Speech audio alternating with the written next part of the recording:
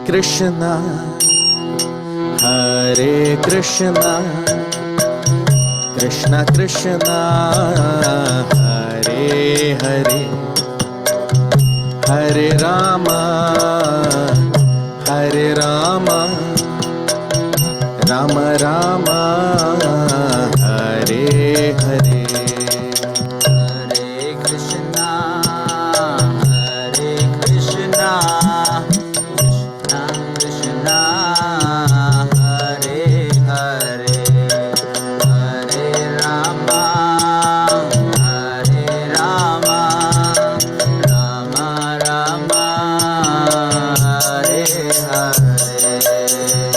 Hare Krishna, Hare Krishna, Krishna Krishna, Hare Hare, Hare Rama, Hare Rama, Rama Rama, Hare Hare.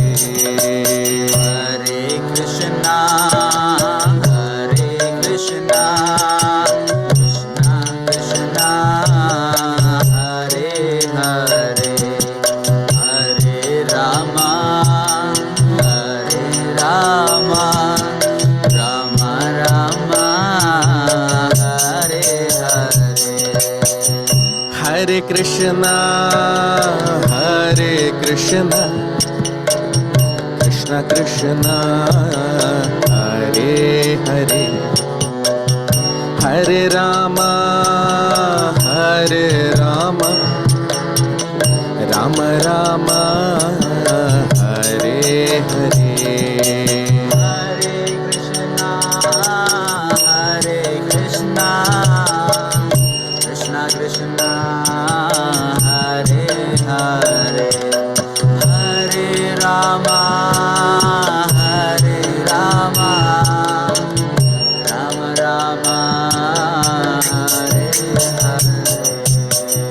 Hare Krishna, Hare Krishna, Krishna Krishna, Hare Hare, Hare Rama, Hare Rama, Rama Rama, Hare Hare. Hare Krishna, Hare Krishna, Krishna Krishna, Hare Hare, Hare Rama, Hare Rama, Rama Rama, Hare Hare. Hare Krishna, Hare Krishna, Krishna Krishna, Hare Hare, Hare Rama, Hare Rama, Rama Rama, Hare Hare. Hare Krishna,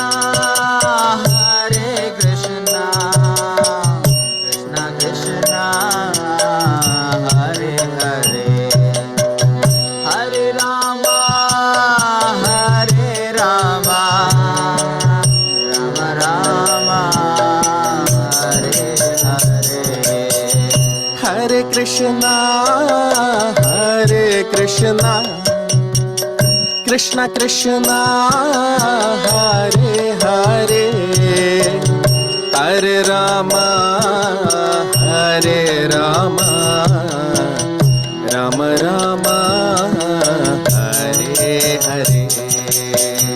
Hare Krishna, Hare Krishna, Krishna Krishna, Hare Hare, Hare Rama, Rama Rama, Hare Hare.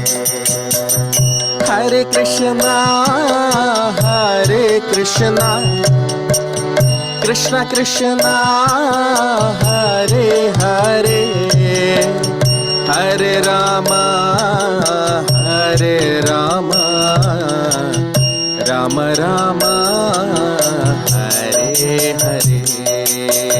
Hare Krishna, Hare Krishna,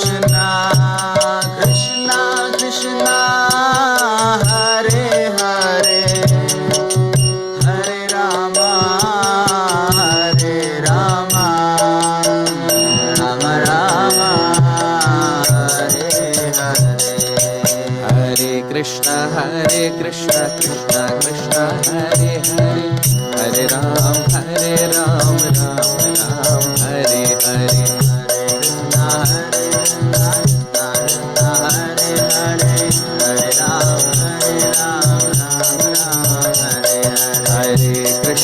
हरे कृष्ण कृष्ण कृष्ण हरे हरे, हरे राम राम राम हरे हरे।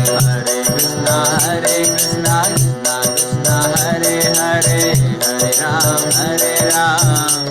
राम राम हरे हरे। हरे कृष्ण कृष्ण कृष्ण हरे हरे, हरे राम राम राम हरे हरे। हरे कृष्णा कृष्ण कृष्ण हरे हरे, हरे राम राम राम हरे हरे। हरे कृष्ण कृष्ण कृष्ण हरे हरे, हरे राम राम राम हरे हरे।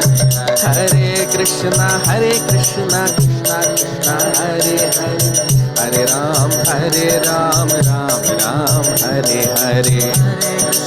हरे कृष्ण कृष्ण कृष्ण हरे हरे, हरे राम राम राम हरे हरे। हरे कृष्णा कृष्ण कृष्ण हरे हरे, हरे राम राम राम हरे हरे। हरे कृष्ण कृष्ण कृष्ण हरे हरे, हरे राम राम राम हरे हरे। हरे कृष्णा कृष्ण कृष्ण हरे हरे, हरे राम राम राम हरे हरे। हरे कृष्ण कृष्ण कृष्ण हरे हरे, हरे राम राम राम हरे हरे। हरे कृष्णा कृष्ण कृष्ण हरे हरे, हरे राम राम राम हरे हरे। हरे कृष्ण कृष्ण कृष्ण हरे हरे, हरे राम राम राम हरे हरे। हरे कृष्णा कृष्ण कृष्ण हरे हरे, हरे राम राम हरे हरे। हरे कृष्ण कृष्ण कृष्ण हरे हरे, हरे राम राम राम हरे हरे। हरे कृष्णा कृष्ण कृष्ण हरे हरे, हरे राम राम राम हरे हरे। हरे कृष्ण कृष्ण कृष्ण हरे हरे, हरे राम राम हरे हरे। हरे कृष्णा कृष्ण कृष्ण हरे हरे, हरे राम राम हरे हरे। हरे कृष्ण कृष्ण कृष्ण हरे हरे, हरे राम राम राम हरे हरे। हरे कृष्णा कृष्ण कृष्ण हरे राम राम राम हरे हरे। हरे कृष्ण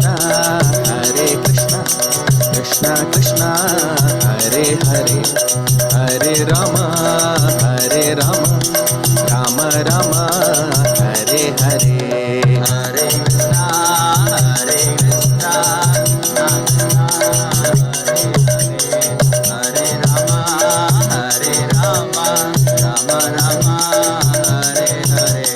हरे कृष्णा कृष्ण कृष्ण हरे हरे, हरे राम राम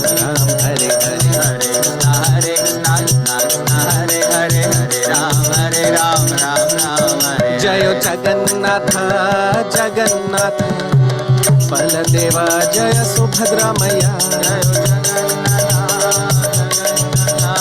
बलदेवा, जय सुभद्रा मैया। जय प्रहलाद नरसिंह प्रहलाद नरसिंह प्रहलाद नरसिंह, जय प्रहलाद नरसिंह। जय प्रहलाद नरसिंह प्रहलाद नरसिंह प्रहलाद नरसिंह, जय प्रहलाद। निताय गौर हरि बोल हरि बोल हरि बोल हरि बोल। जय गौर हरि बोल हरि बोल हरि बोल हरि बोल। जय जय प्रभुपाद प्रभुपाद प्रभुपाद प्रभुपाद।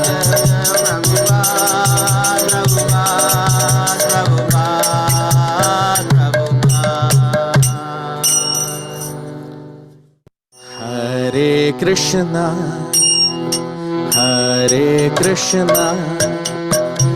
कृष्ण कृष्ण हरे हरे, हरे Ram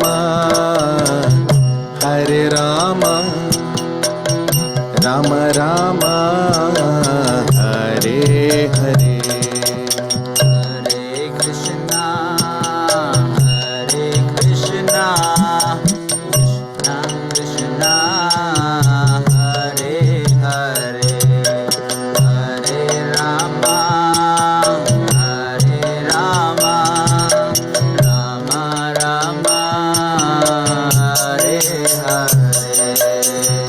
Hare Krishna, Hare Krishna, Krishna Krishna, Hare Hare, Hare Rama, Hare Rama, Rama Rama, Hare Hare.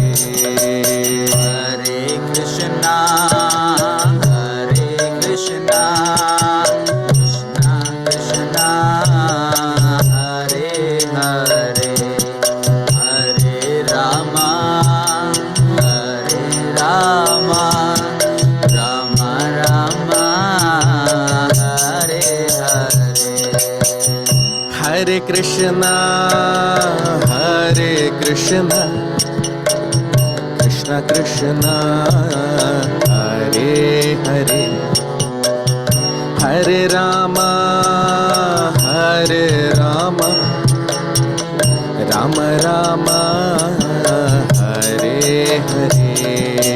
Hare Krishna, Hare Krishna, Krishna Krishna,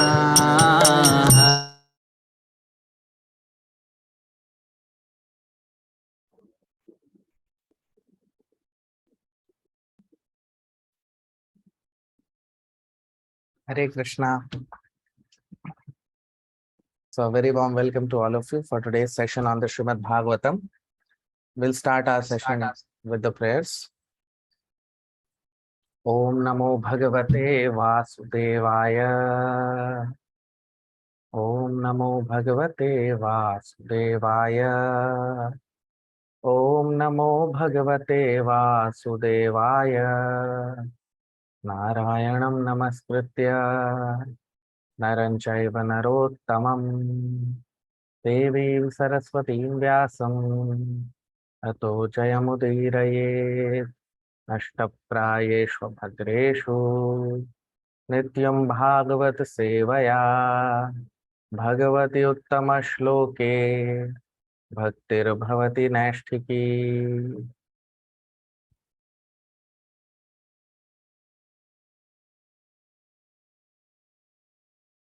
So we are seeing in this chapter the questions asked by Maharaj Parikshit to his spiritual master, Shukdev Goswami. And these are very relevant inquiries, very relevant questions for all of us. Because Maharaj Parikshit is asking these questions not only for himself, but he is asking on behalf of all of us. Because he knows that Shukdev Goswami, his spiritual master, is a realized soul. And all these questions asked by him are going to benefit people all over the world, all over the universe. And that's why he's asking these relevant questions to Shukdev Goswami.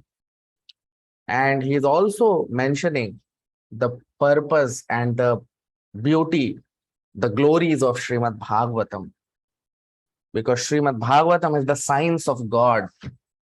And how glorious Srimad Bhagavatam is, we are seeing now in these verses which we discussed in the previous session. And today also will be Maharaj Parikshit will be describing the glories of Srimad Bhagavatam. So we'll start today with text 4, shloka number 4 of this chapter. Shrinuvatah shraddhaya nityam grinatascha svacheshtitam kalena nati dirghena bhagavan vishate hridi. Shrinuvatah shraddhaya nityam grinatascha svacheshtitam kalena nati dirghena bhagavan vishate hridi. Translation.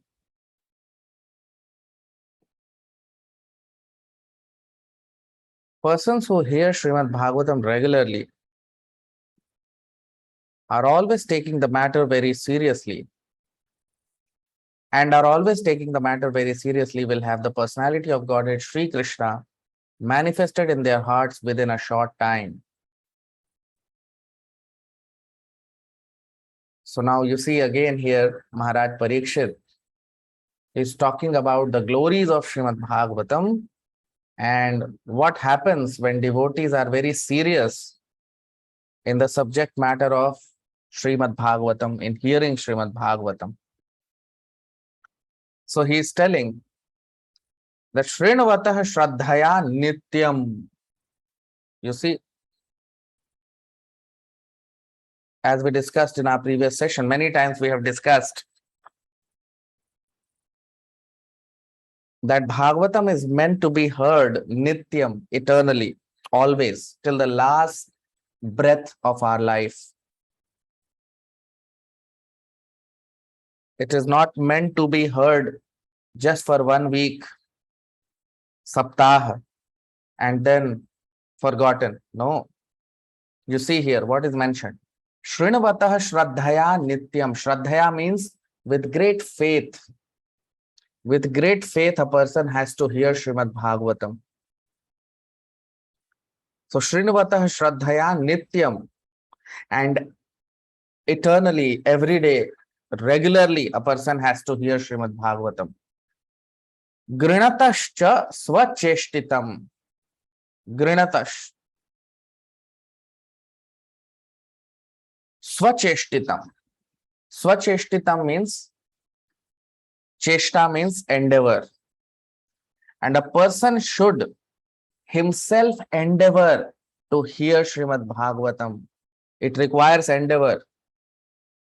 Everything, whether it be material activity or spiritual activity, everything requires endeavor. And hearing of Srimad Bhagavatam requires endeavor. And that endeavor which we perform to hear Srimad Bhagavatam, the time that we give, the endeavor that we perform to hear Srimad Bhagavatam is called devotional service. That's why here the word is used. You see, Grinatascha swacheshtitam. And a person should be very serious. Grinata means this activity should be swacheshtitam. A person should be very seriously, he should endeavor to hear Srimad Bhagavatam. Kalena na ati dirghena. Kalena means time. Na ati dirghena. Dirghena means long time. And na means very short time. Na ati dirghena means in a very short time. Very, very short time. Na ati means in a very short time. So in a very short time, Bhagavan Vishate Hridi. Bhagavan Vishate. Vishate means to enter. Vishate. Vishate means to enter or to become manifest. So Bhagavan Vishate Hridi. Bhagavan will become manifest in the heart of that person. Which person? That is mentioned here. One who hears Srimad Bhagavatam regularly and he endeavors to hear Srimad Bhagavatam very seriously and sincerely. Then very quickly, the Lord will appear within his heart. The Lord will manifest within his heart. You see,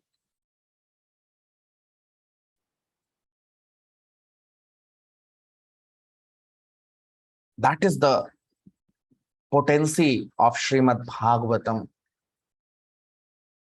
The Srimad Bhagavatam has the power to awaken our Krishna consciousness, and not only awaken our Krishna consciousness, but if we sincerely hear Srimad Bhagavatam, the Lord will become manifest in our heart.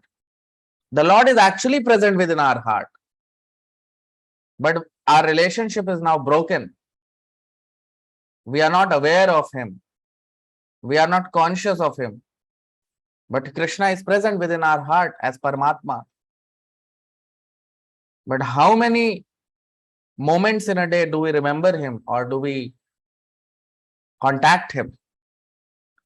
So Srimad Bhagavatam is the scripture which is meant for that purpose, to reestablish our lost relationship with Krishna, Bhagavan. The word Bhagavan is used here. So Bhagavan Vishate Hridi. So Bhagavan, Krishna, becomes manifest in the heart of the person who hears Srimad Bhagavatam on a regular basis, and he very seriously endeavors to hear Srimad Bhagavatam. So those who are materialistic people, they want to see the Lord in a very cheap manner. They cheaply, in a very cheap way, want to see Krishna. They desire to see the Lord without making any endeavor to see the Lord. That is why it is called cheap way. Cheap means anything which you can get very freely, or you can say you don't have to pay much of a price. You get it in very cheaply. So people, those who are materialistic, they also think that we want to see the Lord or attain the Lord cheaply. But Lord is not cheap. He is the most precious attainment of human life. And a person has to be ready to pay the price. Many times people ask, have you seen God? Can you show me God? This is not the right question. Have you seen God? Can you show me God? This is not the right question. What is the right question? Am I qualified to see God? Do I have the qualification to see God? Because people want to see Krishna very cheaply, but Krishna is not available so cheaply, right? Because material attachment and seeing the Lord eye to eye cannot go together. Material attachment and seeing Krishna cannot go together, right? They both are opposite things. So, if a person wants to see Krishna, then he should be ready to pay the price. He should be ready to make himself qualified, and then he'll be able to see Krishna face to face. It is possible, but you need requisite qualification. So those who have made Bhagavatam recitation as profession,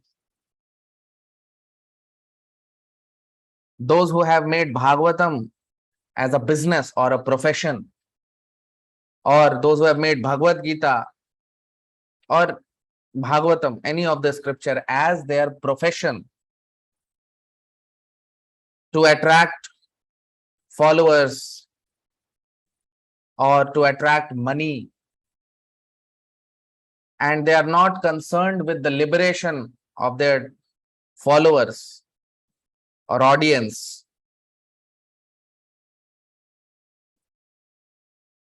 they can never have the power to deliver people,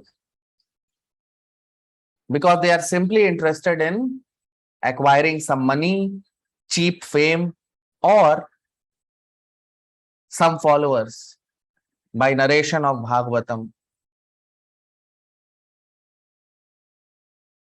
But Bhagavatam is not meant for that purpose. You see, the purpose of Bhagavatam is mentioned in the shloka. You see on your screen. What is the purpose of Bhagavatam? Shrinvatah Shraddhaya Nityam. If a person regularly hears Srimad Bhagavatam with faith and conviction, then what will happen? Grantascha Swacheshtitam, and he endeavors for that purpose. He takes the pain, he performs tapasya to hear Srimad Bhagavatam. It's tapasya, no? Every day morning, hearing Srimad Bhagavatam is not ordinary thing. It requires tapasya. It requires endeavor. So anyone who is performing that endeavor, so what will happen to him? What is the purpose of Srimad Bhagavatam? So kalena na ati dirghena. So very quickly, Bhagavan Vishate Hiradi, in his heart, Krishna will manifest. Krishna will manifest in his heart. Just imagine. So seriousness is required. Spiritual life requires discipline and seriousness of subject matter. So one cannot see the Lord, because here the option is given. You can see Krishna. You see, it is mentioned, Bhagavan Vishate Hridi. Krishna will manifest within our heart. We can see Krishna. But we require qualification. Now, what is the qualification? You see, hearing Bhagavatam with great faith, Shraddhaya. Shraddhaya means faith. Shrinvata, to hear Bhagavatam with great faith, and making serious endeavor to hear Srimad Bhagavatam, and Nityam, regularly. These are the qualifications required. And if a person does that for a long time, you see, sorry, for a very, even a short time, if a person is able to do this, then very quickly Krishna manifests within the heart of the devotee. You see?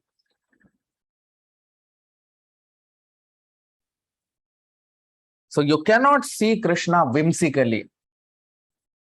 Whimsical action will never lead us to Krishna consciousness or God consciousness. No. You cannot see Krishna whimsically. If you want to see Krishna, you need qualification. And the qualification is that you should regularly hear Srimad Bhagavatam and make serious endeavor to hear Srimad Bhagavatam regularly. So that's what Maharaj Parikshit is telling here. Now, text 5, shloka number 5. Pravishtah karna randhrena swanam bhava saroruham dhunoti shamalam krishnaha salilasya yatha sharat. Pravishtah karna randhrena swanam bhava saroruham dhunoti shamalam krishnaha salilasya yatha sharat.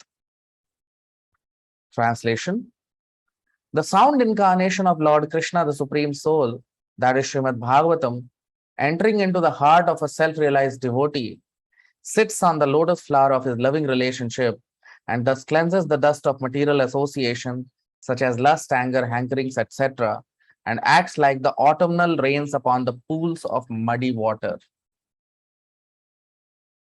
Now you see, what is Maharaj Parikshit saying here? That Pravishtah Karna Randhrena.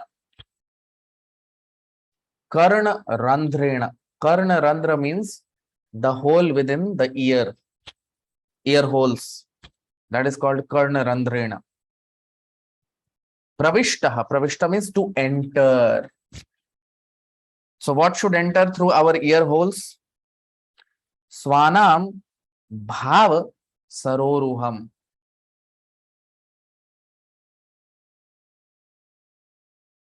Swanam Bhav Saroruham. Saroruham means Saro means Sarita or river or pond or a lake, water body, a large water body. Sara.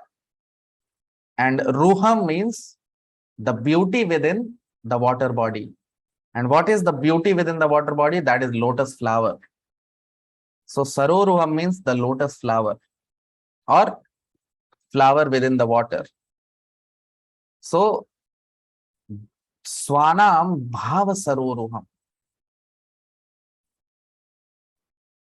Bhava means our love for Krishna. Bhav means love. Swanam, liberation, or our original position, constitutional position. So Swanam Bhav means our original love for Krishna. Saroruham, on the lotus. Dhunoti Shamalam Krishna. So our love for Krishna gets awakened within the Saroruham, within the heart, and Dhunoti, Dhunoti means to clean, the dust is called Dhunoti. Shamalam means impurities, material impurities like lust, anger, greed, etc. So all the Dhunoti Shamalam. So all the lust, all the dust and impurities within the heart are cleansed. Dhunoti means to clean. So all the impurities within the heart are cleansed. We become clean, pure. And Krishna Salilasya Yatha Sharat. And Krishna, the Supreme Lord, he appears within the heart. All our impurities get cleared, and Krishna appears on the lotus of our heart. Salilasya Yatha Sharat. Just like during the autumn season, all the water bodies become clean. During autumn season, we see, during rainy season, or as soon as rains come, water bodies become dirty. But during the autumn season, the water bodies become clean. So that is what Bhagavatam is meant for. So Pravishtah Karana, so when the Bhagavatam enters through our ear holes, it awakens our original love for Krishna and cleanses our heart completely. Krishna appears within our heart because our heart becomes clean completely. Just like during autumn, the rivers become clean completely.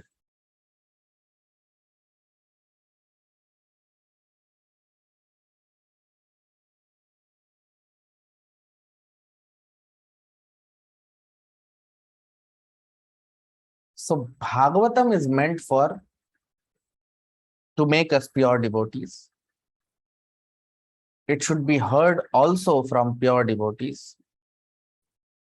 And by hearing regularly Srimad Bhagavatam, we also become pure devotees.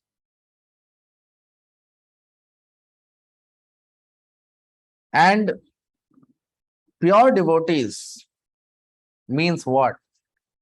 They can not only deliver themselves because they have awakened their love for Krishna, but they have the power to deliver others also. They themselves are pure, but they have the power to purify others also.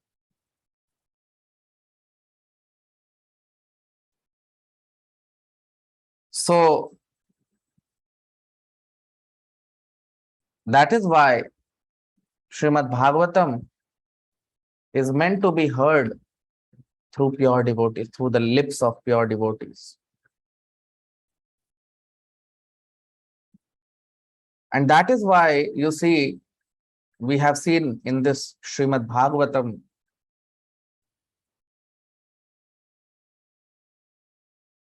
that Brahmaji, Narad Muni, they are all engaged in preaching Srimad Bhagavatam. And they are so powerful that not only they can deliver themselves, but they can deliver others also because of their purity. So when we hear Srimad Bhagavatam from such pure devotees, then what happens? Swanam Bhava Saroruham. Then we realize our original love for Krishna. We are able to realize our constitutional position in relationship with Krishna. That is the meaning of Krishna Prem. Krishna Prem means to realize what is my relationship with Krishna, to realize my constitutional position with respect to Krishna. And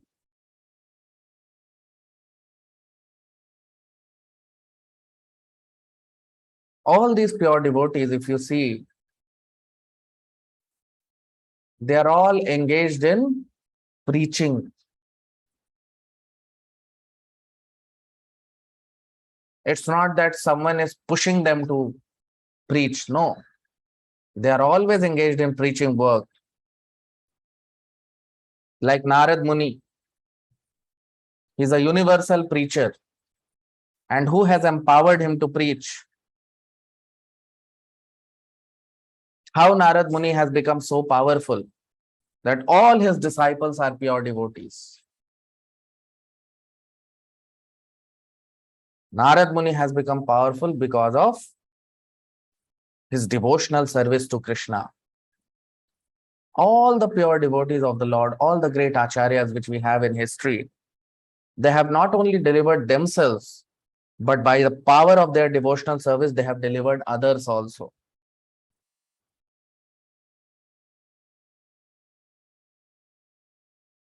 So and what is that devotional service?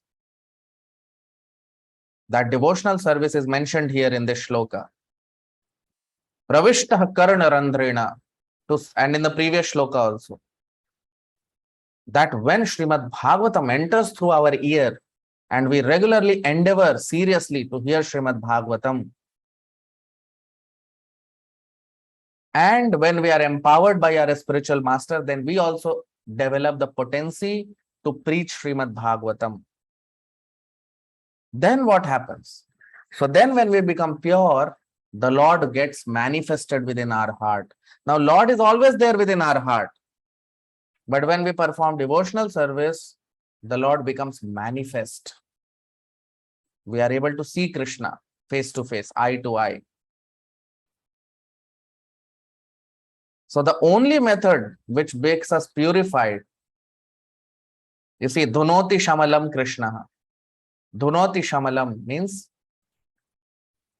purification, cleaning the heart, cleansing the heart. So when we perform devotional service to the Lord, our heart becomes clean. And that is the only method by which we can attain Krishna.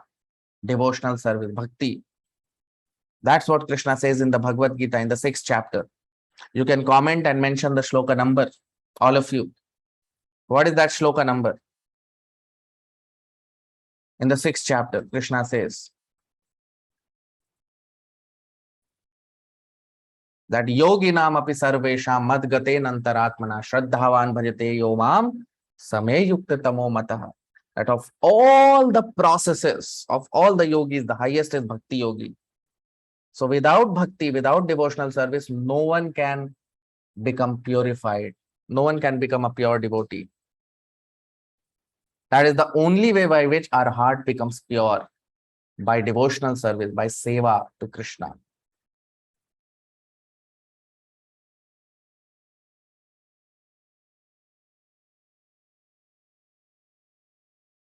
And what is that devotional service? So in the previous shloka, it is mentioned that sincere endeavor to hear Srimad Bhagavatam, sincere endeavor to glorify Krishna and hear Srimad Bhagavatam, Shravanam and Kirtanam, that is devotional service. Now, text 6, shloka number 6. Dhautatma purushah Krishnah Padamulam na munchati Mukta sarva parikleshah Pantha swasharanam yatha.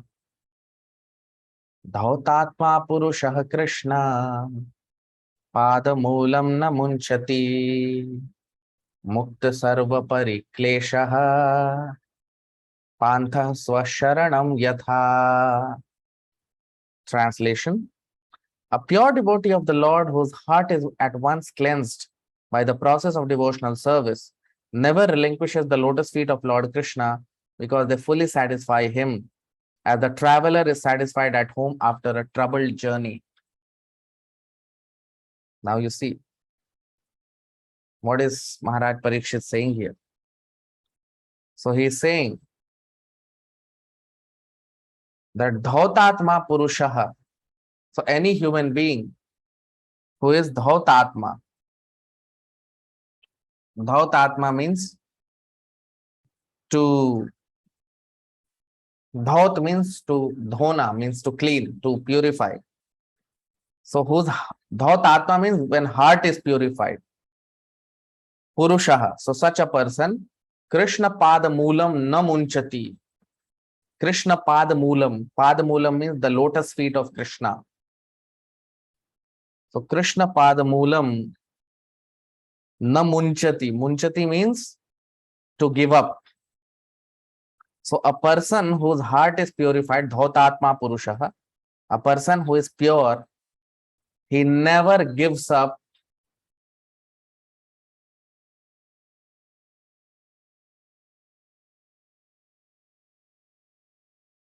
so dhautatma purushaha. So a person who is performing devotional service to the Lord, who is hearing Bhagavatam regularly, his heart will become completely pure and he can never give up Krishna.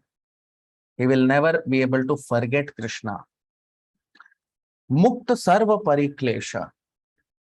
And he will be free from all material miseries. Pariklesh, klesh means misery. Mukta, he will be free from all material miseries. Pantha swasharanam yatha.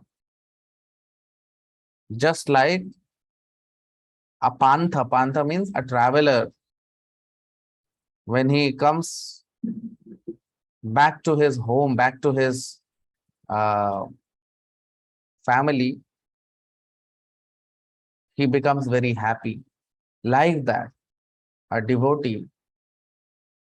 So very beautiful example is given here in this shloka. You see, dhautatma purusha. So dhautatma means a pure soul, a person who has become completely pure by hearing Srimad Bhagavatam, by engaging in that devotional service.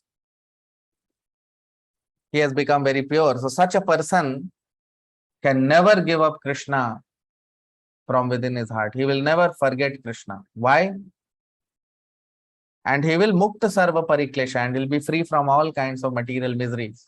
Why? Why he'll never give up Krishna's lotus feet from within his heart? Why he'll never forget Krishna? Just like a person never forgets his family. Very beautiful example is given here, that a traveler, swasharanam yatha, he never forgets his family. A traveler, when he goes out, why a person travels? Not for any hobby as such. A traveler is traveling for some business or for some earning some money or some wealth, isn't it? So although the process of travel is not very pleasing, because who wants to travel and suffer the pain? So he's taking that pain to travel. But why he's taking that pain to travel? Because he wants to please Krishna. Or here the example is given of his family, because the person wants to keep his family happy. That's why he's taking the pain of going out and traveling in search of money or wealth or food. Why? Because he wants to keep his family happy.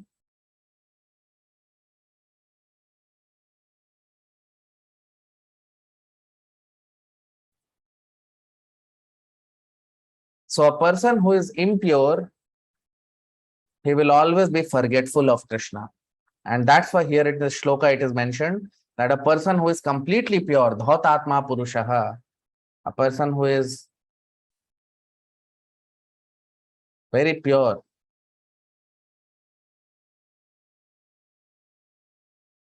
so dhautatma purusha, a person who has become completely pure, he can never forget Krishna because of his purity. Pure means what? In our pure state, we are all servants of Krishna. We are all lovers of Krishna.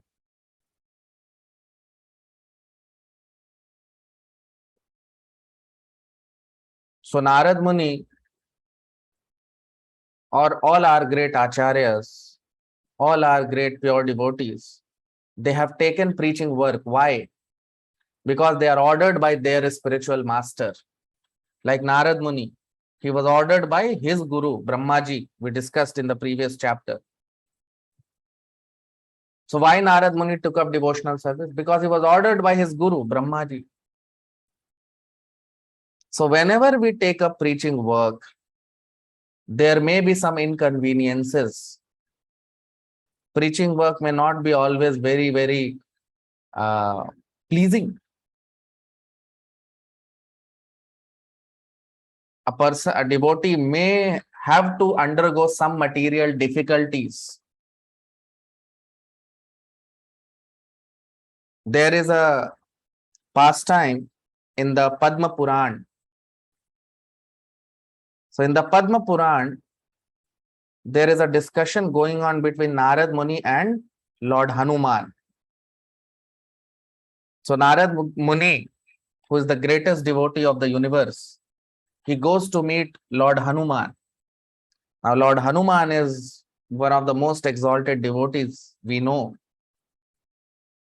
Everyone worships Lord Hanuman, he's such a great devotee of Lord Ram. So when Narad Muni meets Lord Hanuman, Narad Muni asks a question. Narad Muni says to Lord Hanuman that I have come here to offer my respects to you because you are such a nice and such an exalted devotee.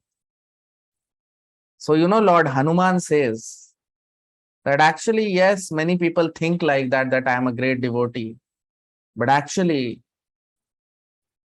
I consider myself to be nothing as compared to one devotee who is very special.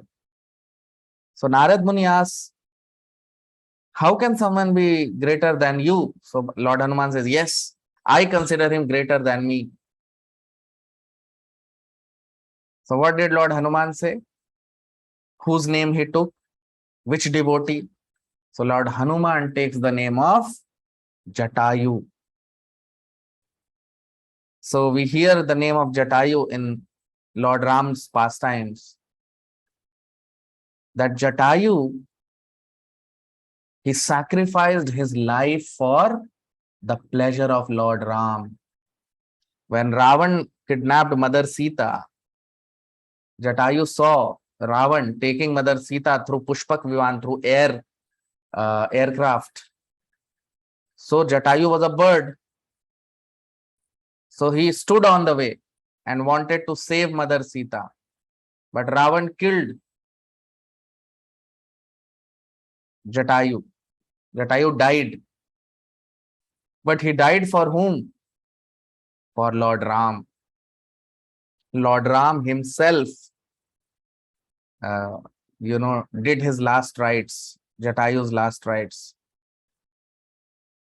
So Lord Hanuman said that Lord Hanuman said that I served my Lord very much, but I did not have the opportunity to give up my life for Krishna, for Lord Ram.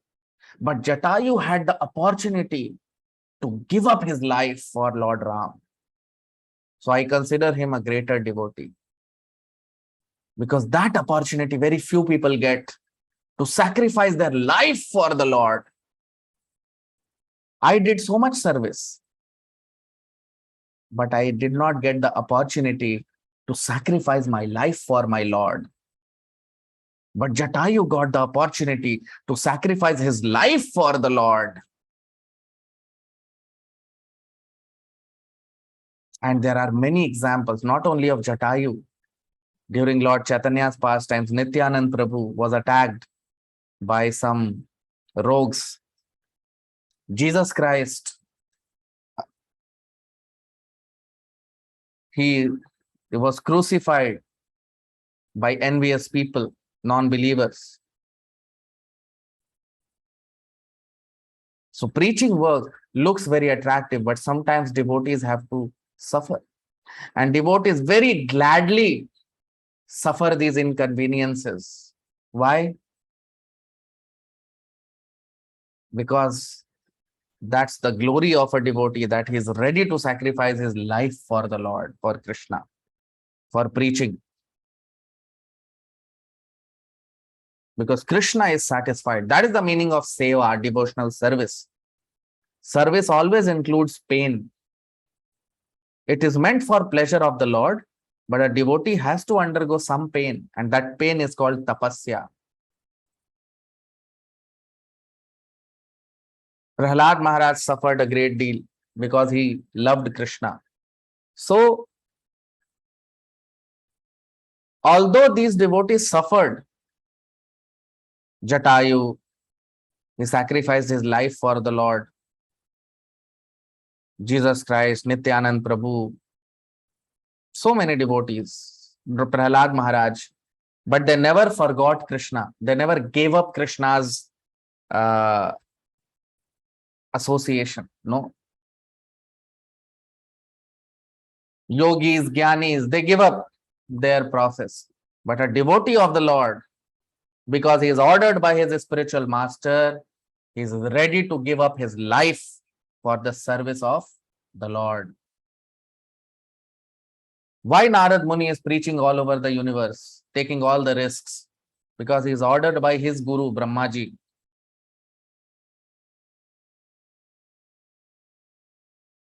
Narad Muni has taken this matter very seriously because it is ordered by his authority, his guru. So that for a disciple, because he is ordered by his spiritual master, he is ready to take up all kinds of pain for pleasure of Krishna. So that is why a pure devotee of the Lord, because he is in love with Krishna, is ready to sacrifice his life for Krishna. That is the glory of pure devotees. And that's why here in this shloka it is mentioned that a family man, he travels abroad for work, for wealth, but all his pains are medicated as soon as he remembers his family. He takes all the pain for his family members. Similarly, a devotee takes all pain for his real family, which is Krishna. Because people love their family, their children, their father, mother, their relatives. So they take all pain for them. But a devotee, everything for him is Krishna. So he takes all pain for Krishna. And that's why the example is given here in this shloka. Pantha swasharanam yatha. So that is what devotional service means. One should be ready to take all pains for Krishna, for glorifying Krishna. So all of you can like the video, comment. We'll stop here. Thank you very much. Hare Krishna.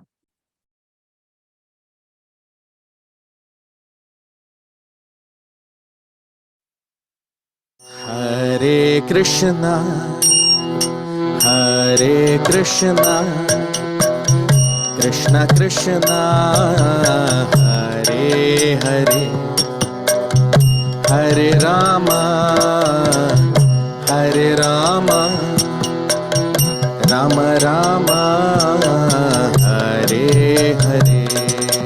Hare Krishna, Krishna Krishna, Hare Hare, Hare Rama, Rama Rama, Hare Hare.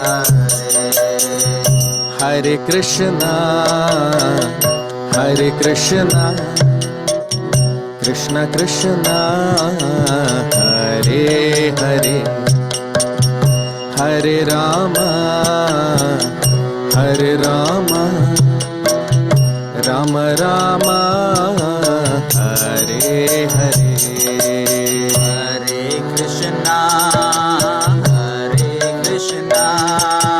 Krishna Krishna, Hare Hare, Hare Rama, Rama Rama, Hare Hare.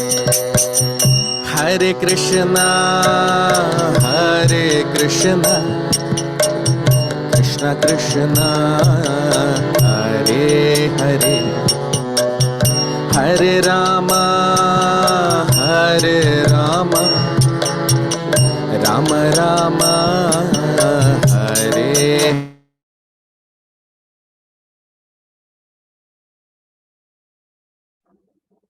हरे कृष्णा। आप सबका बहुत स्वागत आज के भागवत के सत्र में। प्रार्थना के साथ अपने सत्र को प्रारंभ करेंगे। ओम नमो भगवते वासुदेवाय। ओम नमो भगवते वासुदेवाय। ओम नमो भगवते वासुदेवाय। नारायणं नमस्कृत्य नरं चैव नरोत्तमं देवीं सरस्वतीं व्यासं ततो जयमुदीरयेत्। नष्टप्रायेषु भद्रेषु नित्यं भागवत सेवया भगवति उत्तमश्लोके भक्तिर्भवति नैष्ठिकी।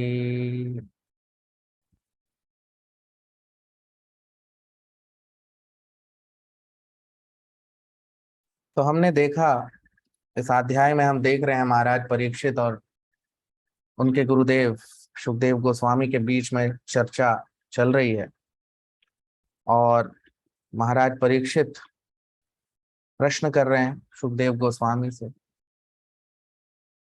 लेकिन ये जो प्रश्न है ये सिर्फ वो अपने लिए नहीं कर रहे हैं बल्कि हम सब के लिए कर रहे हैं। ये प्रश्न जो वो कर रहे हैं इससे उन्हें पता है हम सबका लाभ होगा। तो हमने देखा कि महाराज परीक्षित जो हैं वो बहुत ही महत्वपूर्ण प्रश्न पूछ रहे हैं और वो सारे प्रश्न भगवान कृष्ण से संबंधित हैं। और साथ ही साथ महाराज परीक्षित यहाँ पे भागवत पुराण का भी गुणगान कर रहे हैं कि भागवत पुराण का क्या महत्व है, उसकी क्या उसका क्या लाभ है। और वही हमने अपने पिछले सत्रों में भी देखा कि महाराज परीक्षित भागवत पुराण की का जो यश है वो बता रहे हैं। और आज हम कुछ और उसके बारे में देखेंगे। तो चौथे श्लोक से अपनी चर्चा को प्रारंभ करेंगे। चौथा श्लोक। शृण्वतः श्रद्धया नित्यं गृणतश्च स्वचेष्टितं कालेन नाति दीर्घेण भगवान् विशते हृदि। शृण्वतः श्रद्धया नित्यं गृणतश्च स्वचेष्टितं कालेन नाति दीर्घेण भगवान् विशते हृदि। Translation.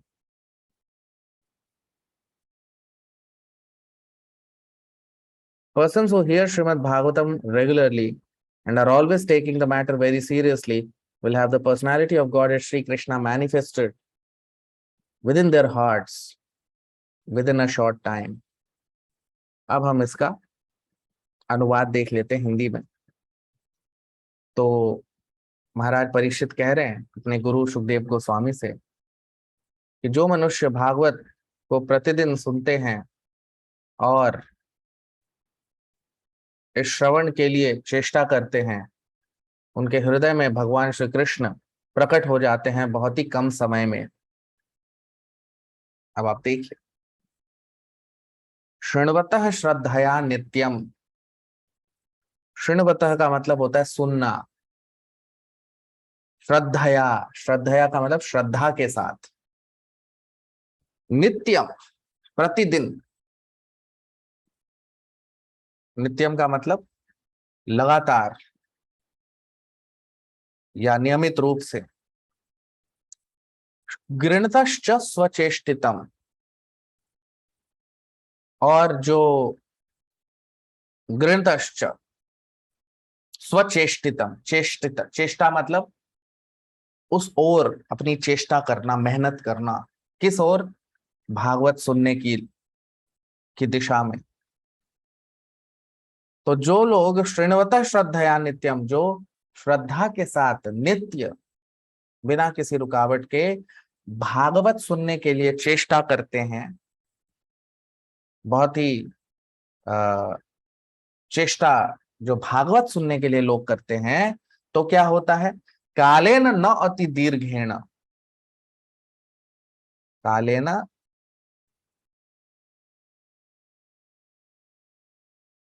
न अति दीर्घेण। दीर्घ का मतलब होता है बहुत ही लंबा समय, और न अति दीर्घेण का मतलब होता है बहुत ही जल्दी, बहुत ही कम समय में। तो न शब्द का मतलब हुआ कि बहुत ही कम समय में।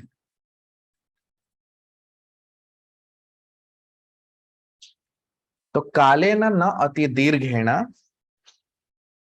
भगवान विशते हृदि। तो बहुत ही कम समय में भगवान विशते हृदि, विशते का मतलब होता है प्रवेश कर जाना या प्रकट हो जाना। तो भगवान उसके हृदय में प्रकट हो जाते हैं। किसके हृदय में? जो इस श्लोक में बता रहे हैं कि शृण्वतः श्रद्धया नित्यम, जो श्रद्धा के साथ नियमित रूप से भागवत को सुनता है और इसके लिए चेष्टा करता है भागवत सुनने के लिए, उसके हृदय में बहुत ही कम समय में भगवान प्रकट हो जाते हैं। अब आप देखिए, तो कुछ लोग जो भगवान में उतनी श्रद्धा जिनकी नहीं है, कई बार इस तरह के सवाल करते हैं कि भगवान को देखा है, क्या हम भगवान को देख सकते हैं? तो वो लोग भगवान को बहुत सस्ते में देखना चाहते हैं। सस्ता का मतलब होता है जिसके लिए कोई हमें मूल्य न चुकाना पड़े, बिना किसी मेहनत के, बिना किसी मूल्य चुकाए हम किसी चीज को अगर पाना चाहते हैं तो उसे कहा जाता है कि आप बहुत सस्ते में उसको पाना चाहते हो। तो जो लोग भगवान में श्रद्धा नहीं रखते, या जिन्हें जो तमोगुण में है, जो अविद्या से ग्रसित हैं, अंधकार से ग्रसित हैं, वो इस तरह की बातें करते हैं और बहुत सस्ते में वो भगवान को देखना चाहते हैं। भाई, अगर आपको कोई बहुत महत्वपूर्ण चीज चाहिए तो उसके लिए आपको उसका मूल्य भी तो देना पड़ेगा। सस्ते में कोई अच्छी चीज तो मिलेगी नहीं। तो लोग इस तरह के होते हैं जो बहुत सस्ते में भगवान को चाहते हैं। क्या तुमने भगवान को देखा है? क्या ये सही प्रश्न है? नहीं। सही प्रश्न क्या है? ये सही प्रश्न नहीं है कि क्या तुमने भगवान को देखा है या क्या हम भगवान को देखे हैं। नहीं, सही प्रश्न ये है कि क्या मैं मेरे अंदर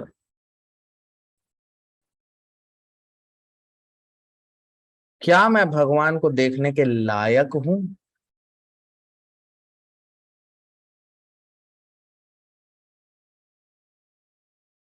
क्या मुझ में ये क्वालिफिकेशन है?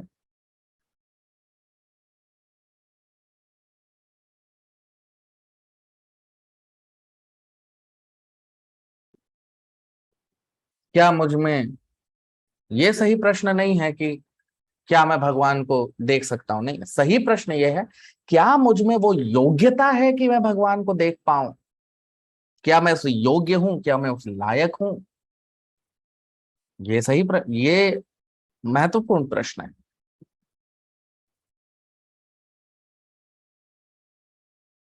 तो वो लोग बहुत सस्ते में भगवान को पाना चाहते हैं, बिना उसके योग्य बने हुए।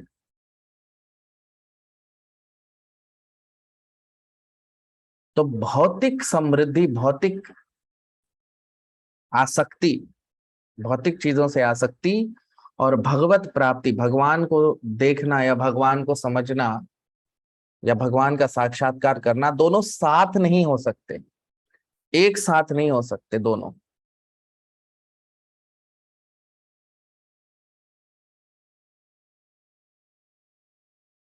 भगवान को पाना और भौतिक आसक्ति दोनों एक साथ नहीं हो सकती। तो जो लोग,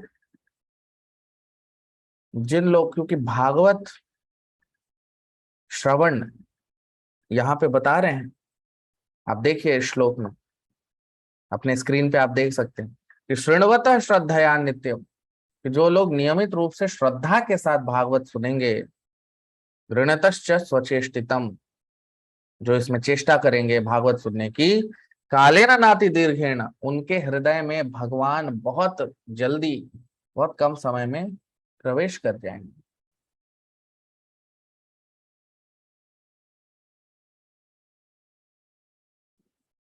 तो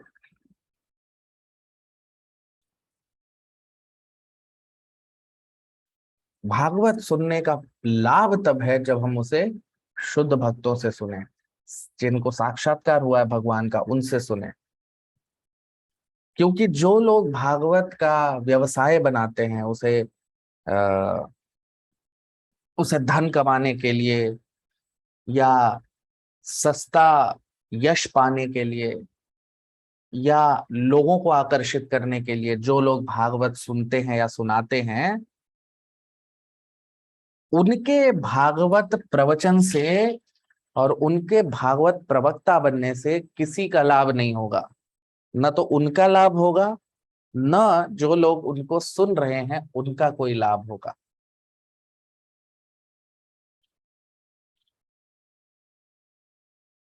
किसी को लाभ नहीं हो सकता उससे। तो भागवत, जो यहाँ पे आप श्लोक में देख सकते हैं, भागवत है शृण्वतः नित्यम, नित्य यानी नियमित रूप से। ये भागवत एक सप्ताह के लिए सुनने के लिए नहीं होती कि भागवत सप्ताह चल रहा है, एक हफ्ते, एक सप्ताह सुना और उसके बाद भूल गए, नहीं, नित्यम।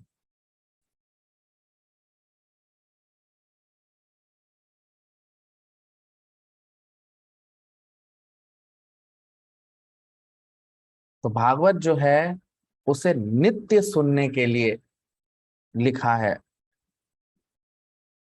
और भागवत का लाभ तभी है जब हम शुद्ध भक्तों से सुने और नित्य भागवत सुने। अपने जीवन के अंतिम क्षण तक भागवत सुनने की विधि है।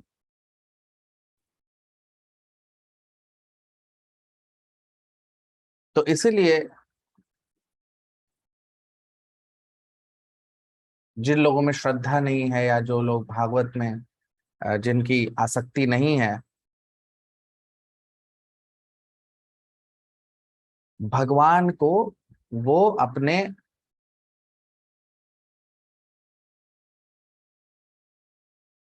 मन की उपज से या मन के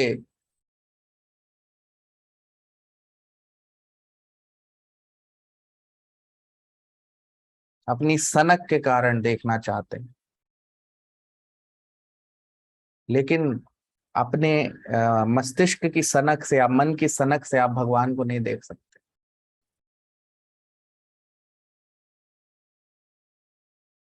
भौतिक जगत से बिना अनासक्त हुए, विरक्त हुए भगवान को नहीं पाया जा सकता, भगवान को नहीं समझा जा सकता।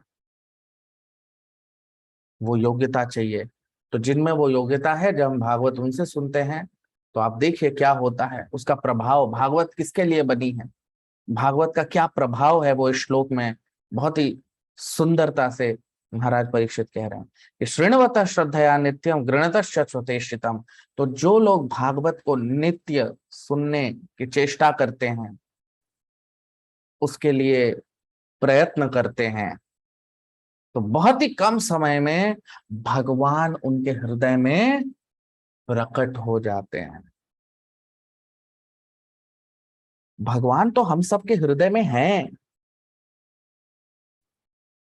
परमात्मा के रूप में, लेकिन अभी हमारा जो संबंध है वो उजड़ गया है, वो विस्थापित हो गया, वो तो उस संबंध को वापस से मिलाना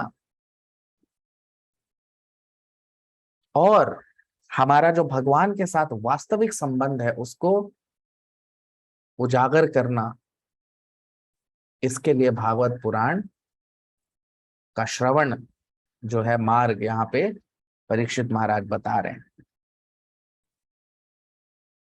5वां श्लोक। प्रविष्टः कर्णरंध्रेण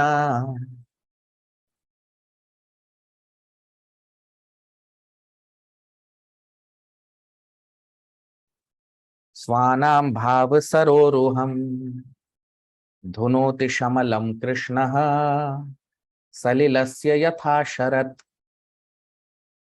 प्रविष्टः कर्णरंध्रेण स्वानां भाव सरोरुहम् धुनोति शमलं कृष्णः सलिलस्य यथा शरत्। ट्रांसलेशन, अनुवाद।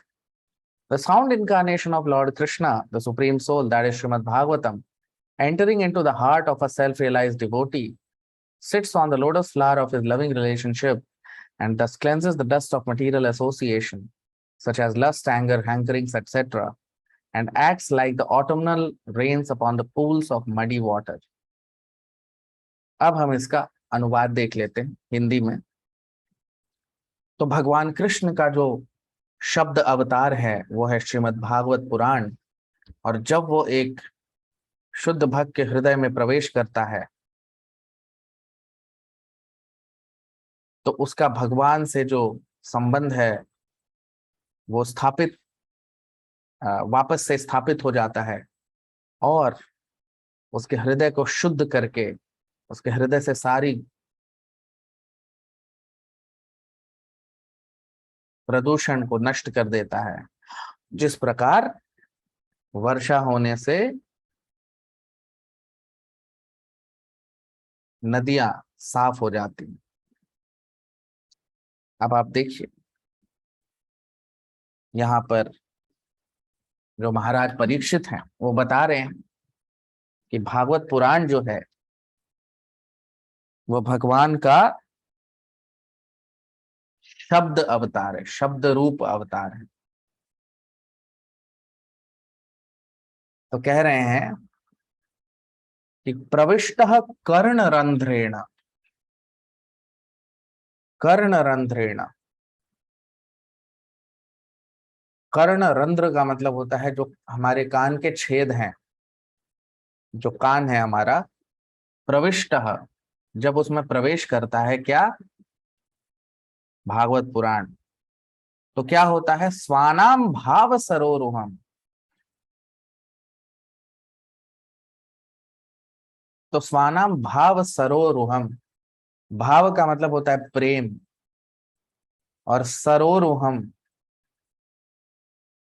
सरो का मतलब सरिता, यानी जो नदी हो गई या तालाब हो गया या नहर हो गया।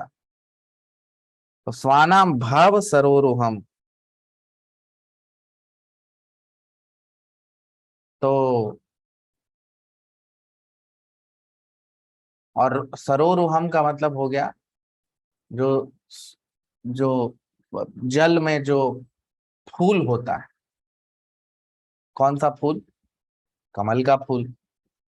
तो स्वानाम भाव सरोरुहम, तो जो कमल का फूल होता है, धुनोति श्यामलम कृष्ण। तो धुनोति, हमारा हृदय जो है उसे धुनोति, उसे साफ करता है। धुनोति मतलब साफ करना। श्यामलम, हमारे हृदय में जितनी भी गंदगी है, जितनी भी अशुद्धता है, उसे शुद्ध करना।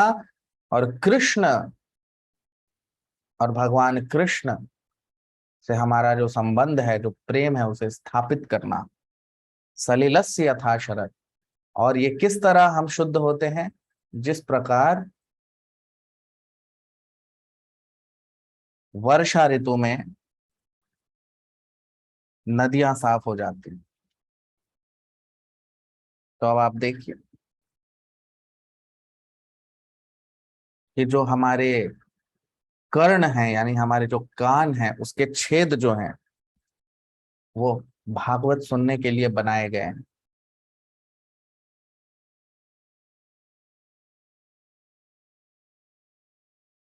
और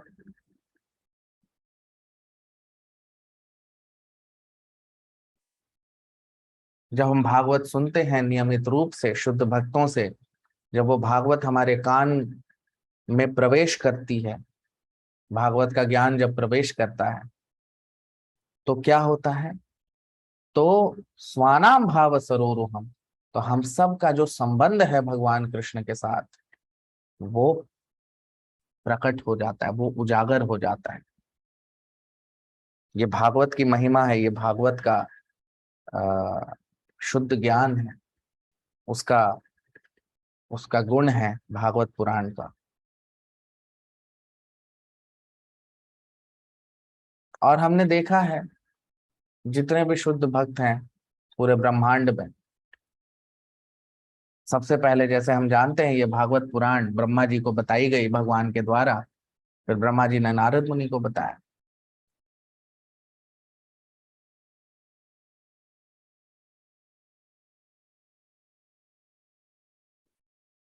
तो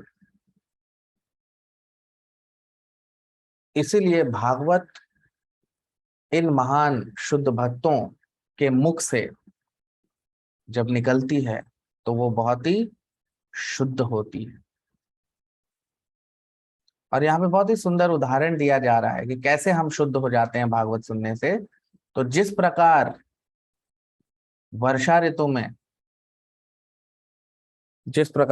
ऋतु में नदियां साफ हो जाती हैं, पवित्र हो जाती हैं,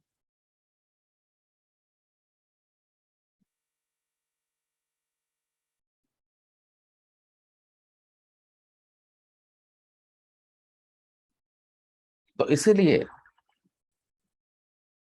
जब हम शुद्ध भक्तों के मुख से भागवत सुनते हैं तो उसका बहुत प्रभाव है। और इससे हमारा जो हृदय है वो पूर्णतः शुद्ध हो जाता है।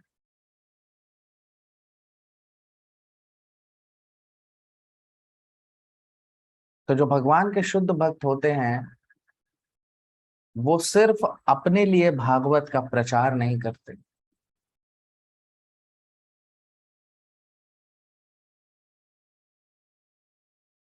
क्योंकि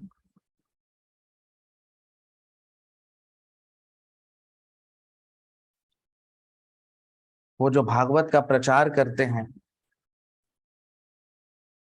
या जो भागवत वो सुनते हैं या सुनाते हैं, ये सिर्फ अपने लाभ के लिए नहीं बल्कि पूरे विश्व के लाभ के बारे में सोचते हैं। वैष्णव का मतलब ही होता है पर दुख दुखी।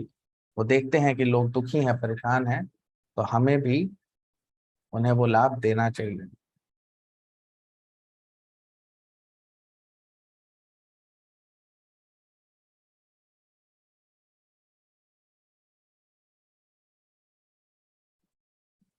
तो जो शुद्ध भक्त होते हैं भगवान के, जैसे नारद मुनि हैं, पूरे ब्रह्मांड में सभी जगह जाके भक्तों को शुद्ध करते हैं, उन्हें उन्हें शुद्ध भक्त बनाते हैं।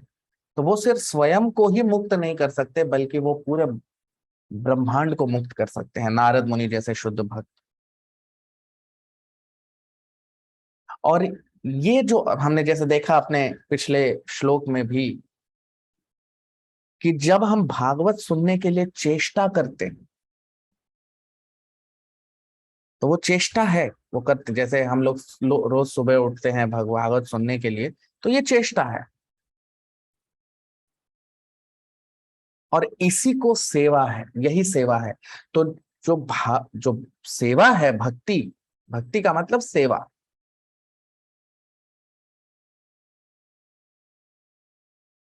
तो जो सेवा है भगवान की, जब उस तरफ चेष्टा हम करते हैं भागवत सुनने के लिए, जो भगवान की सेवा जब भक्त करता है और जब भागवत को नियमित रूप से उसको सुनने की चेष्टा करता है और सुनता है बहुत ही श्रद्धा के साथ, पूर्ण श्रद्धा के साथ, तब यहाँ पे कह रहे हैं भाव सरोरुहम। तो हमारा जो प्रेम है भगवान के प्रति, कृष्ण भाव हमारा प्रकट हो जाता है, हमारा कृष्ण प्रेम जो है वापस से स्थापित हो जाता है, जो हम अभी भूल चुके हैं।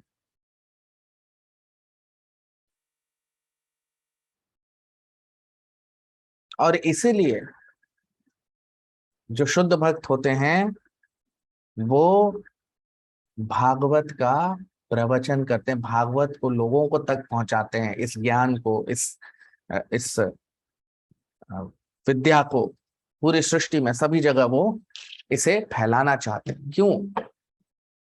क्योंकि वो सिर्फ अपने लिए नहीं, वो पूरे विश्व के लाभ के बारे में सोचते हैं, और इस पूरे विश्व को लाभ पहुंचाने के लिए ये भागवत का वो प्रचार करते हैं पूरे विश्व में।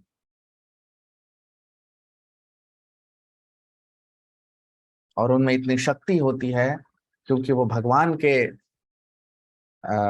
संदेश के लिए काम करते, भगवान के लिए काम करते हैं, तो वो सिर्फ स्वयं को ही नहीं पूरे जगत को मुक्त कर सकते हैं, इतनी शक्ति भगवान उनमें उनको दे देते हैं। तो जो भक्ति है, जैसे हमने देखा है, भगवान भगवत गीता में भी बताते हैं, कोई भी योग पद्धति हो,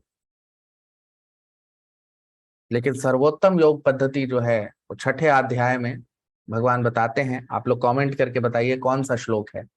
तो उसमें भगवान बताते हैं, योगी नाम अपि सर्वेशाम मद्गते नंतरात्मना श्रद्धावान भजते यो माम समय युक्त तमो मतः। योगी तो बहुत सारे हैं, लेकिन श्रेष्ठतम योगी है भक्ति योगी। तो भक्ति जो है वो श्रेष्ठतम मार्ग है, क्योंकि जो बाकी जितने भी मार्ग हैं उसमें उतनी शक्ति नहीं है कि वो हमारा हृदय पवित्र कर दे। लेकिन भक्ति जो है, भगवान की जो सेवा है, वो सिर्फ हमें ही नहीं, हमें तो हमें तो भगवान से जोड़ती है, लेकिन हमारा हृदय पूर्णतः शुद्ध कर देती है। और ये शुद्ध, जब हृदय हमारा पूर्णतः शुद्ध हो जाता है तो हम भगवान को पाने की मार्ग में अग्रसर हो जाते हैं। अब 6ठा श्लोक, धौतात्मा पुरुषः कृष्णः पादमूलं न मुञ्चति मुक्त सर्व परिक्लेशः पान्थः स्वशरणं यथा। धौतात्मा पुरुषः कृष्णः पादमूलं न मुञ्चति मुक्त सर्व परिक्लेशः पान्थः स्वशरणं यथा। Translation: a pure devotee of the Lord whose heart is at once cleansed by the process of devotional service never relinquishes the lotus feet of Lord Krishna, because they fully satisfy him as the traveler is satisfied at home after a troubled journey. अब हम इसका अनुवाद देख लेते हैं हिंदी में, कि भगवान के जो शुद्ध भक्त हैं, जिनका हृदय सेवा के माध्यम से पवित्र हो चुका है, वो कभी भी भगवान को भूलते नहीं हैं। और क्योंकि वो भगवान को पूर्णतः तुष्ट करते हैं, और वो भगवान को पूर्णतः तुष्ट करते हैं, जिस प्रकार एक पथिक अपने लोगों, अपने घर वापस आने पे बहुत ही संतुष्टि की भावना उसमें आती है। अब आप देखिए, तो धौतात्मा पुरुषः कृष्ण, धौतात्मा का, धौत का मतलब धोना, धोना का मतलब शुद्ध करना। तो धौतात्मा पुरुष, धौत आत्मा यानी हमारा हृदय पूर्णतः शुद्ध हो जाता है उस पुरुष का। तो जिस पुरुष का हृदय पूर्णतः शुद्ध हो जाता है, कृष्ण पाद मूलम न मुंचति, मुंचति का मतलब छोड़ देना, तो वो भगवान के चरण कमलों को कभी नहीं छोड़ सकता। भगवान के चरण कमलों को वो कभी भी नहीं त्याग सकता है। मुक्त सर्व परिक्लेशः, और वो सारे क्लेशों से मुक्त हो जाता है। तो भगवान को कभी छोड़ता नहीं है। भगवान अ,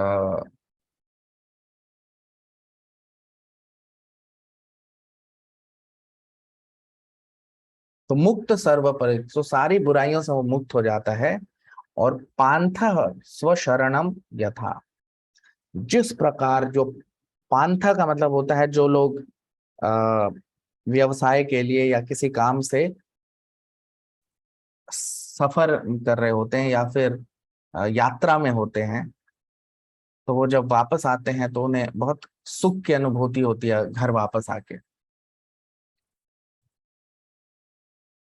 तो अब आप देखिए, बहुत ही सुंदर उदाहरण के साथ यहाँ समझाया गया कि जो लोग पथिक होते हैं, यानी जो लोग यात्रा कर रहे होते हैं, यात्रा कौन करना चाहता है?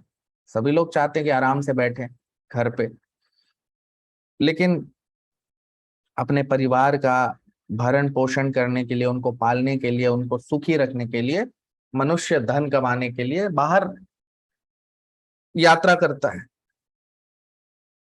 है कि नहीं?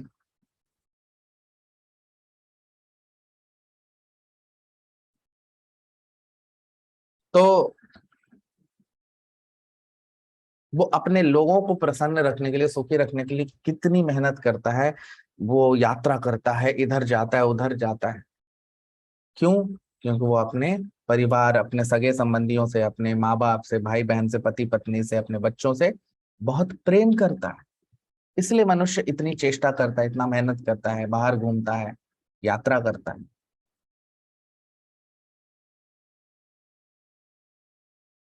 तो इसीलिए यहाँ पे कह रहे हैं कि जो, आप देखिए, धौतात्मा पुरुषः कृष्ण पादम मूलम न मुंचति। तो जो मनुष्य पूर्णतः शुद्ध हो चुका है वो कभी भी भगवान को भूल ही नहीं सकता, क्योंकि हमारी शुद्ध अवस्था का मतलब ही है हम हैं ही भगवान के प्रेमी। हमारी जो शुद्ध अवस्था है वो है कृष्ण प्रेम की। हम सब वास्तविक रूप में जीवात्मा का स्वभाव है कि वो भगवान का प्रेमी है, भगवान का दास है, भगवान का नित्य अंश है।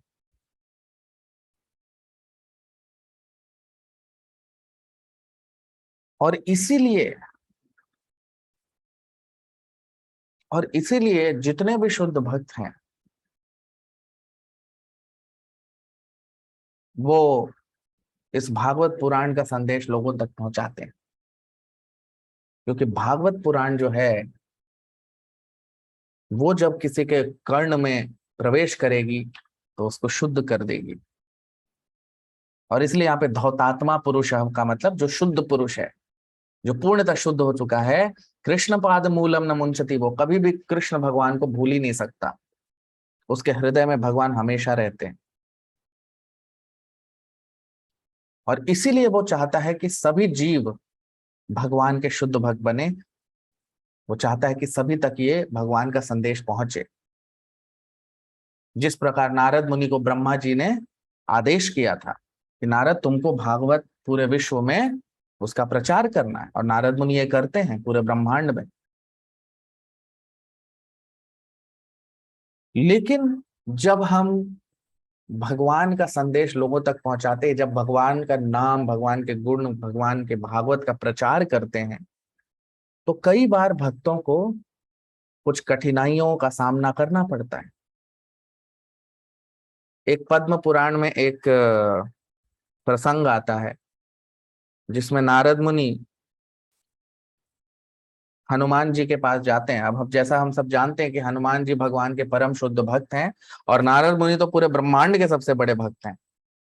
तो नारद मुनि जाते हैं भक्त हनुमान के पास और उनसे कहते हैं कि आप बहुत ही महान भक्त हैं, तो मैं आपको अपना आदर सत्कार करने आपका आया हूँ। नारद मुनि कहते हैं हनुमान जी से। तो अब आप देखिए नारद मुनि का बड़प्पन है कि इतने महान शुद्ध भक्त हैं लेकिन वो हनुमान जी के पास आ रहे हैं। तो हनुमान जी कहते हैं, हे नारद मुनि, आप मुझे बहुत बड़ा भक्त मानते हैं लेकिन मुझसे भी बहुत महान भक्त है एक। तो नारद मुनि कहते हैं, अच्छा ऐसा कौन है? तो वो बताते हैं कि जटायु जो है वो मुझसे भी कहीं महान है। तो नारद मुनि पूछते हैं ऐसा क्यों? तो हनुमान जी कहते हैं जैसा हम सब जानते हैं कि भगवान राम की लीला में जटायु जो थे वो एक अ, वो एक पक्षी थे। और जब उन्हें पता लगा कि रावण जो है वो सीता मैया का अपहरण करके उन्हें पुष्पक विमान से, हवा के विमान से लेके जा रहा है, तो वो उन्होंने बाधा बनाने की कोशिश की रावण के लिए। वो नहीं चाहते थे, और रावण ने जटायु को मार दिया, उसकी मृत्यु हो गई। और स्वयं भगवान राम ने जटायु के अंतिम संस्कार किए। तो हनुमान जी कहते हैं कि जटायु को इतना सौभाग्य मिला कि उसे भगवान के लिए अपना जीवन समर्पित कर देना, अपना जीवन आ, उसको भगवान के लिए मृत्यु हो गई उसकी। भगवान के प्रसन्नता के लिए उसने अपना जीवन न्यौछावर कर दिया। और हनुमान जी कहते कि ये लाभ मुझे नहीं मिला, मैंने भी भगवान की बहुत सेवा की, लेकिन ये जो लाभ जटायु को मिला कि उसे अपना जीवन समर्पित कर दिया, उसने भगवान के लिए अपना अपना शरीर त्याग दिया, मृत्यु को प्राप्त हो गया भगवान के लिए। तो कहते हैं कि ये जो लाभ है, ये जो उसने किया है, वो मुझे करने का मौका नहीं मिला। मैंने सेवा की लेकिन मर नहीं पाया भगवान के लिए। जटायु भगवान के लिए मर गया, ये हनुमान जी कहते हैं। और सिर्फ जटायु ही नहीं, आप देखिए ऐसे बहुत सारे शुद्ध भक्त हैं। नित्यानंद प्रभु जो हैं, चैतन्य महाप्रभु की लीला के दौरान उन्हें कुछ दुष्टों ने उन पे हमला कर दिया था। इसी प्रकार जो जीसस क्राइस्ट हैं, ईसा मसीह, उनको भी लोगों ने मार दिया था, जो लोग भगवान में नहीं मानते थे या जो लोग गलत प्रकृति के लोग हैं। तो कई बार भगवान की सेवा, और इसी को तो सेवा कहते हैं, जब हमें थोड़े दुख, थोड़े तकलीफ का सामना करना पड़े। तो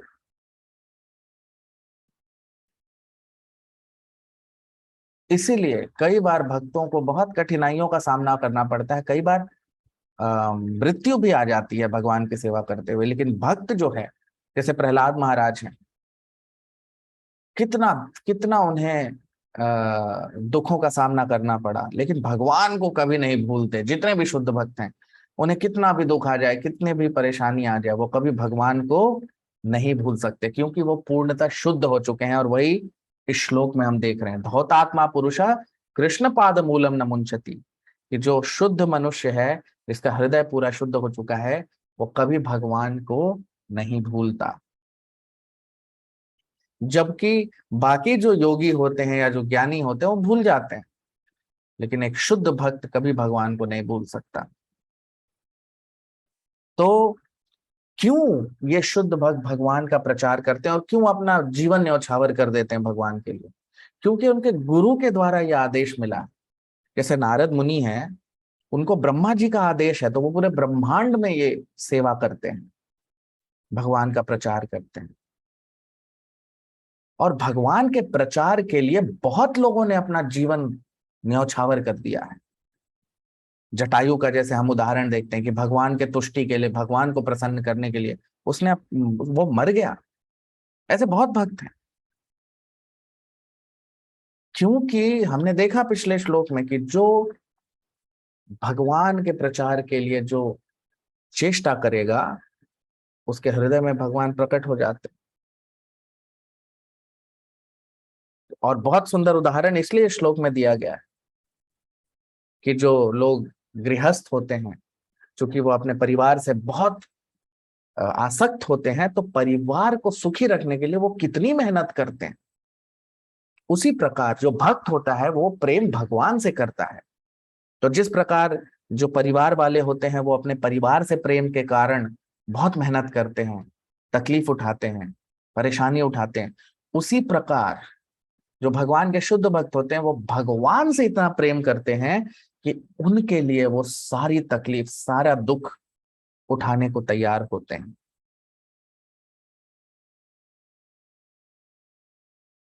तो ये शुद्ध भक्त की पहचान होती है कि वो भगवान के लिए कुछ भी कर सकता है, अपना जीवन भी बलिदान कर सकता है भगवान के लिए। क्यों? क्योंकि उसके गुरु का यह आदेश है। जैसे नारद मुनि ब्रह्मा जी के आदेश के कारण ये कर रहे हैं, उसी प्रकार जब हम में भी गुरु का आदेश होता है तो हम सारा सब कुछ करने को तैयार होते हैं भगवान के लिए। तो वो हम यहाँ पे देख रहे हैं, परीक्षित महाराज कह रहे हैं। तो आप लोग वीडियो को लाइक कर लीजिए, कमेंट कर लीजिए। आज यहीं अपने सत्र को विराम देंगे। बहुत बहुत धन्यवाद। हरे कृष्ण।